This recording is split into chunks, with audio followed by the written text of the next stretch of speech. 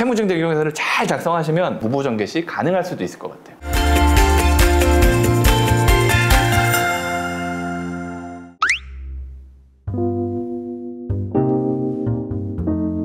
안녕하세요, 김민성 변호사입니다. 무보정 개시 두 번째 시간입니다. 지난번에 말씀드린 거는 이 보정이라는 게 뭐냐, 법원에서 채무자의 신청서를 뭔가 좀 미심쩍어 이런 것들을 나한테 좀 더 알려줘봐. 그래서 법원이 채무자한테 숙제 내주는 거고요. 그 숙제를 열심히 하면 개시가 나고 집회에 가서 채권자들의 특별한 이의가 없다면 인가가 되는 거죠. 근데 이 숙제를 안 내주고 채무자의 신청서만으로 바로 개시 결정을 내주는 게 있다 하니 그게 바로 무보정이다. 채무자들은 너무 좋아하겠죠. 왜? 되게 긴장하고 있었는데 변호사님한테 다 줬는데 바로 개시 났어요 하면은, 우리 카페에 들어와 보면은 첫 보정도 안 나왔어요. 뭐 저기 의정부 캔디님 첫 보정 9개월 만에는, 의정부 느려요. 첫 보정 뭐 9개월 만에 나오고, 유튜브도 댓글 보면 1년 동안 보정이 안 나와요. 뭐 이런 사람도 있는데 보정 하나도 안 하고 개시 났으니까 행복하겠죠. 근데 그게 실력이 뭐 뛰어난 변호사다 이런 거는 저는 아닌 것 같고요. 무보정 많이 났다고 제가 실력이 뛰어나다고, 안 그래요. 어려운 사건을 잘 해결하는 변호사가 실력이 뛰어난 거지, 뭐 많이 수입하고 뭐 무보정 이런 건 아닙니다. 근데 이제 저희가 무보정 사건 20건 정도를 제가 분석을 한번 해보니까 나름의 뭔가 이 법칙은 아니고 하여튼 나름 어떤 구분이 되더라고요. 구분이.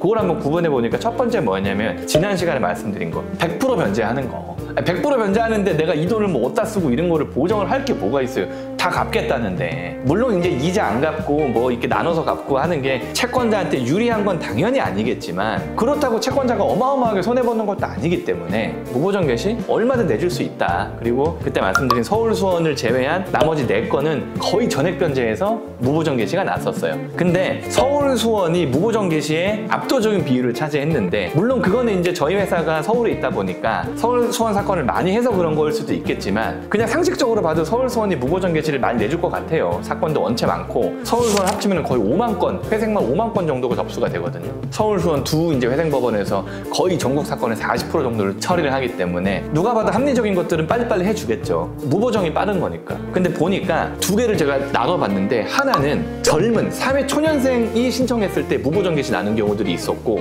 심지어 거기는 24개월까지 해줬어요. 24개월까지. 이 실무준 측에 보면은 그 단축 변제 기간 짤 수 있는 사람들이 있잖아요. 그 중에 대표적인 게 만 30세 미만의 사행성 아닌 그런 채무들, 청년들을 또 대우해줘야죠. 또 청년들이 또 이렇게 저희를 위해서 또 세금도 내주고 할 건데. 구독과 좋아요 눌러주세요.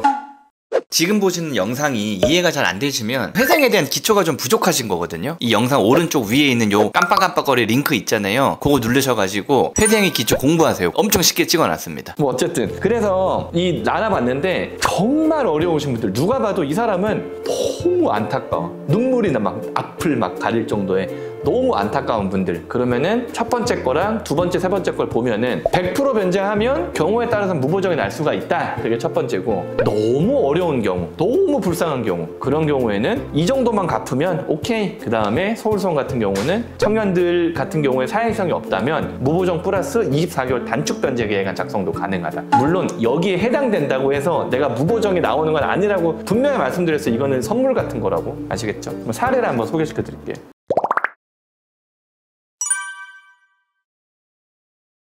너무 안타까운 사례 먼저 소개시켜 드릴게요. 이거는 수원에서 났고요. 변제율이 40%입니다. 40%. 이분은 코로나 때 학원을 운영하다가 집합금지 뭐 이거 있잖아요. 그래가지고 학원이 완전 쫄딱 망한 거예요. 집합금지를 한다고 월세를 뭐 정부가 대신 내주는 것도 아니고, 근데 애들은 부모도 보내기가 좀 꺼림직스럽고, 뭐 코로나 어디 걸렸다고 막 소문나고 막 뭐 이럴 수가 있잖아요. 그러니까 집합금지 때문에 학원이 완전히 박살이 났고, 그 전에 빚이 없었는데도 불구하고 보증금 다 까먹고 대출 만들어서 내고, 저기 남편분이랑 이혼하고, 엄마가 정신이 없으니까 애들도 약간 좀 이렇게 탈선이 되고, 되게 안타까운 사정들을 다 적어주시고 그에 해당하는 자료들을 다 제출해 주셨어요. 물론 이제 학원 선생님이니까 많이 배우신 분이겠죠. 똑똑하신 분이겠죠. 애들 가르치니까. 마치 변호사가 쓴 것처럼 잘 이렇게 적어주셨더라고요. 그래서 마지막으로 직원들이 뭐 사회 공동체와 뭐 어디에 이렇게 뭐 할 수 있도록 이렇게 뭐 노력하겠습니다. 이런 식으로 해서 잘 적어주셨어요. 그래가지고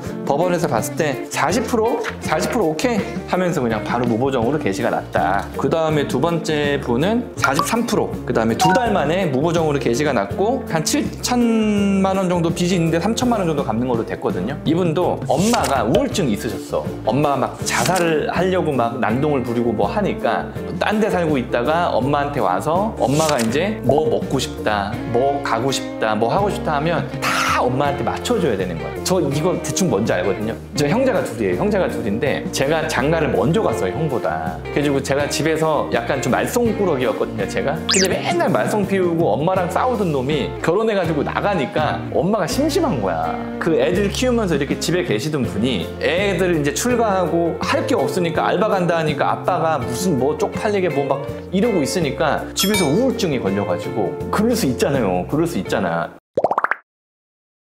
그래가지고 이 우울증 걸린 거를 딸은 또 알뜰살뜰 엄마를 챙기잖아요. 딸이 엄마를 위해서 돈을 막 쓰다 보니까 그냥 자기가 갚을 수 없을 정도로 이제 쓰게 된 거예요. 그런 사정들을 뭐 어머니가 뭐 아프시고 치료비하고 엄마가 원하는 모든 거를 딸된 입장에서 다 해주고 싶고 이런 것들을 이분도 다 막 3장, 4장 이렇게 이런 안타까운 사정들을 다 적은 거야. 그 다른 분도 의정부 이것도 한 50% 갚는 거고 이분이 이제 어릴 때부터 불우하게 살았는데 엄마 아빠도 자기한테 관심이 없고 하는데 사회에서 만난 어떤 그런 어르신이 자기를 엄청 잘 케어해 수년 동안 자기한테 케어해주고 힘들면 상담해주고 하다가 코로나 때 그분이 힘들어지고 그분이 병에 걸리고 그분을 얘가 마치 부모님 봉양하듯이 케어하다 보니까 빚이 이제 생긴 거예요. 아까 엄마 케어한 거랑 비슷하죠. 그래서 그런 것들을 엄청나게 또 잘 작성을 했어요. 제가 봐도 아유 이런 고마운 사람 있나 이럴 정도로. 그리고 뭐 50% 정도 변제니까 이제 또 의정부 느리다 그래가지고 그 무보정임에도 불구하고 9개월 만에 개시 결정이 났어요. 그 다음에 여기도 수원 여기 24%. 와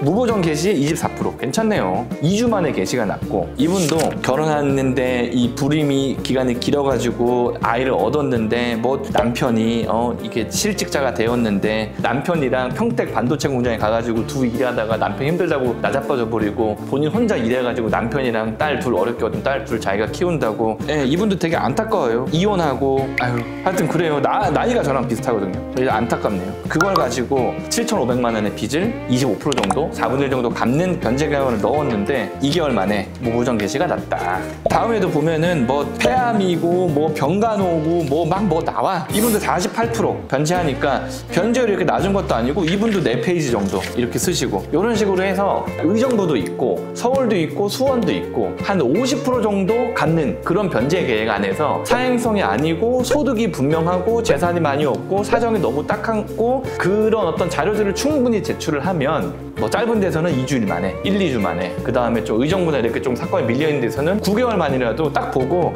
안타깝네 열심히 갚으려고 하는 것 같네 어떤 변제 의지라든가 변제 계획도 자세하게 적어놓고 하면 무보정 개시가 나더라고요.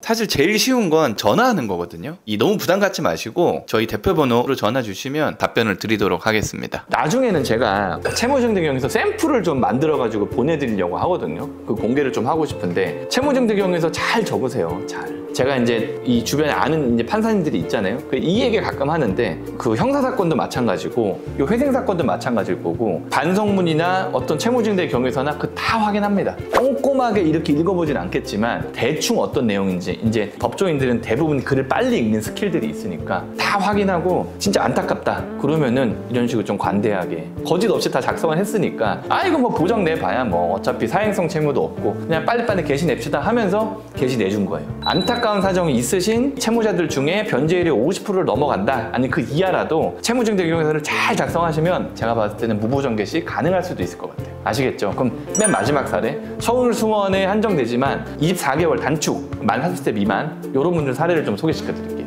감사합니다.